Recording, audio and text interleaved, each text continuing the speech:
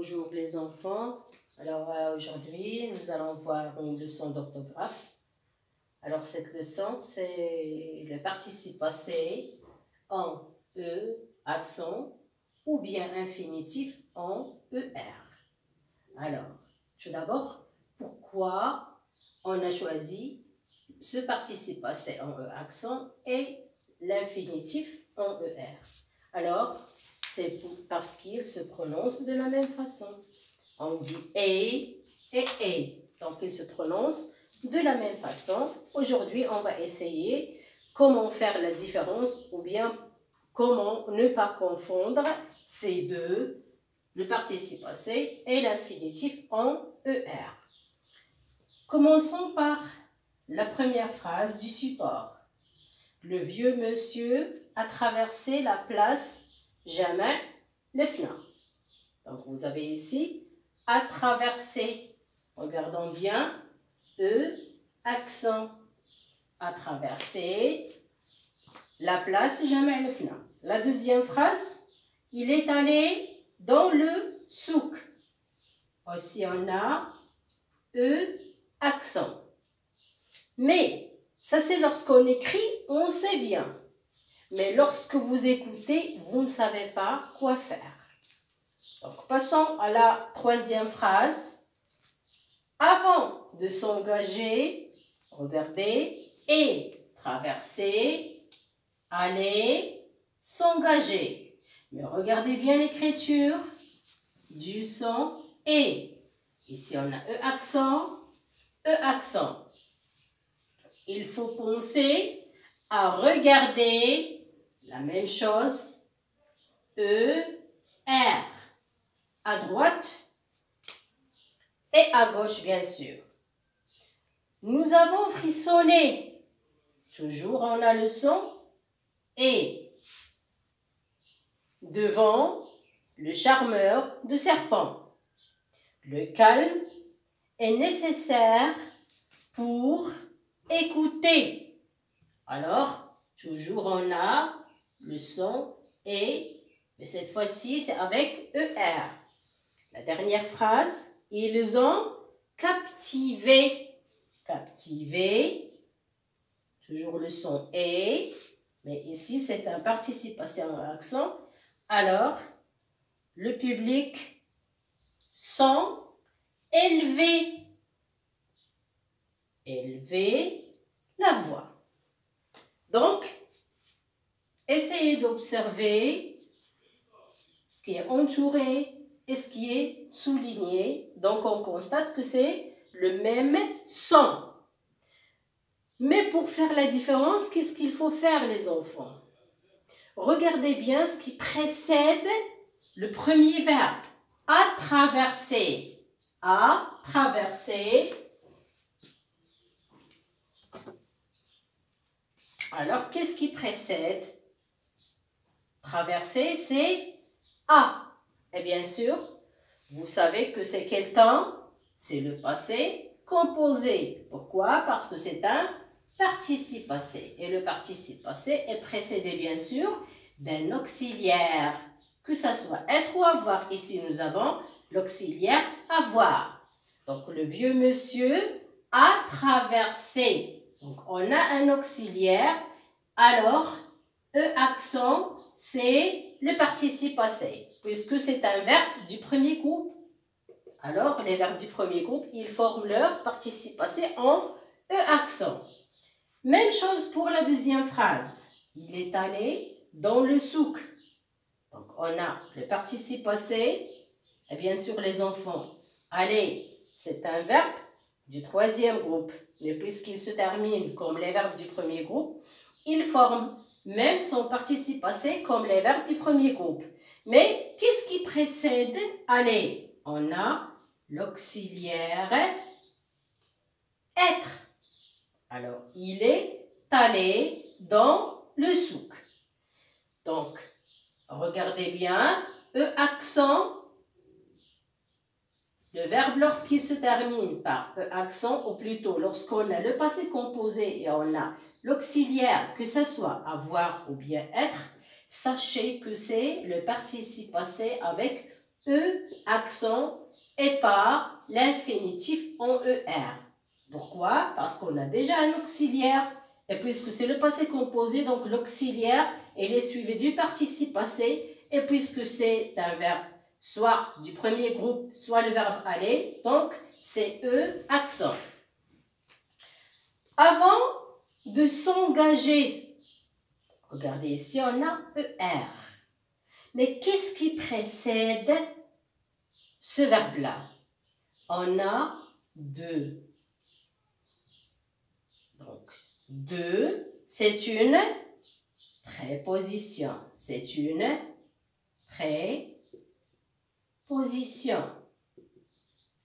Et lorsque vous avez une préposition, sachez que le verbe qui suit la préposition est toujours à l'infinitif. Que ce soit un verbe du premier groupe, du deuxième groupe, du troisième groupe. Précédé de la préposition de, il est à l'infinitif, donc c'est ER. Même chose, continuons la phrase. Il faut penser à regarder. Regardez le verbe, il est à l'infinitif, donc c'est ER, mais il est précédé de quoi? De la préposition à. Préposition, c'est comme la préposition de. Donc, lorsque vous avez une préposition et vous avez un verbe où vous entendez le son « et », sachez que c'est ER et pas E accent. C'est clair? Passons à la troisième, plutôt la quatrième phrase. Nous avons frissonné. Donc ici, on a auxiliaire avoir. Donc c'est le participe passé en E accent devant le charmeur de serpent. Le calme est nécessaire pour écouter. Donc ici on a ER. Alors qu'est-ce qui précède ER? Bien sûr, une préposition. Une préposition. Alors pour, c'est aussi une préposition. Et lorsque vous avez une préposition, sachez que le verbe qui suit se met à l'infinitif. Dernière phrase, ils ont captivé. Donc, on a auxiliaire. Donc, le verbe, c'est un participe passé en E accent. Ils ont captivé le public sans élever la voix. Donc, regardez ici, on a ER et on a son. Son est aussi une préposition. Une préposition, bien sûr. C'est comme de. Et on a à. On a pour. Et aussi son. Donc, lorsque vous avez cette préposition et un verbe qui les suit, sachez les enfants que c'est l'infinitif qu'il faut mettre en ER. Par contre, lorsque vous avez un verbe qui est conjugué ou bien qui est précédé de l'auxiliaire avoir ou bien être, sachez que c'est E accent qu'il faut mettre. Mais il y a une autre méthode qu'il faut faire ou bien qu'il faut suivre pour mieux faire la différence entre le participe passé en accent ou l'infinitif avec ER.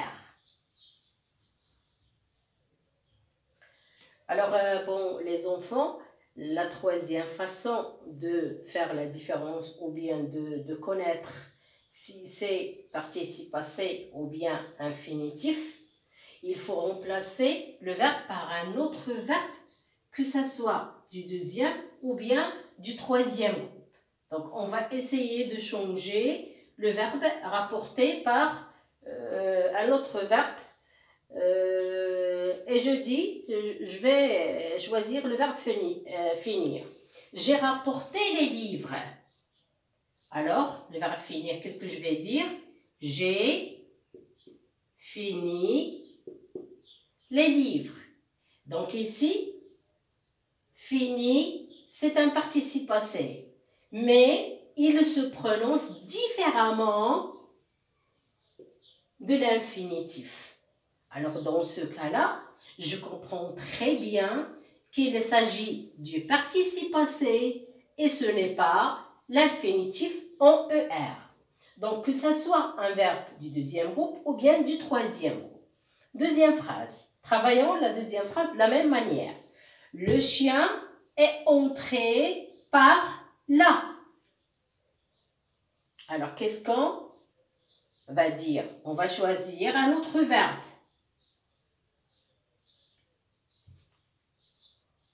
Alors, est entré par là. On va choisir un verbe du troisième groupe et on va dire le chien est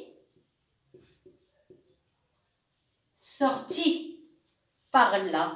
Regardez bien, c'est différemment. On prononce sorti. Donc, il s'agit du participe passé et pas de l'infinitif en ER. La même chose pour la troisième phrase. Il a mangé ce dessert. Alors, choisissons un autre verbe. Prenons maintenant un autre verbe du troisième groupe.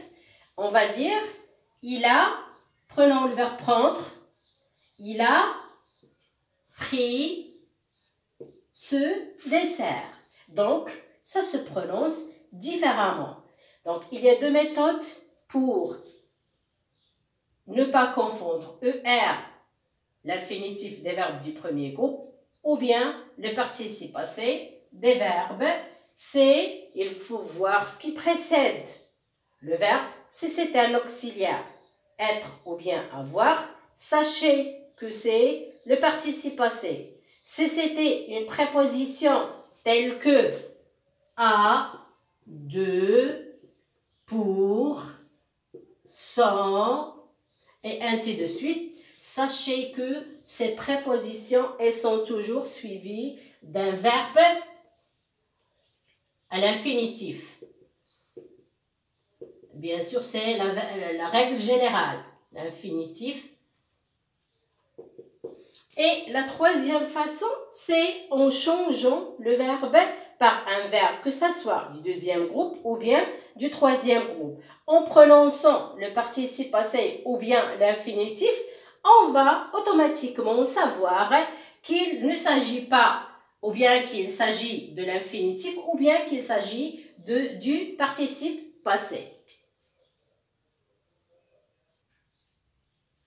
Alors les enfants, maintenant on passe à un exercice, un petit exercice où vous allez compléter soit par ER, soit par E accent selon la phrase et vous allez essayer d'appliquer ce que je viens de vous dire pour différencier ou bien pour choisir la bonne réponse.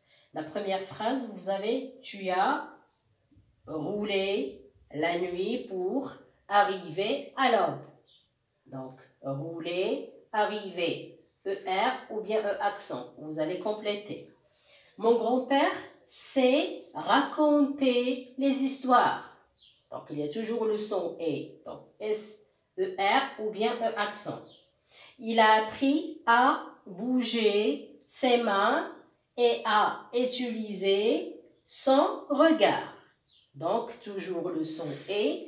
Et vous allez compléter en appliquant les deux règles que je viens de vous expliquer, ou plutôt les trois façons que je viens de vous expliquer. Et je vous laisse un temps pour travailler l'exercice et on corrige après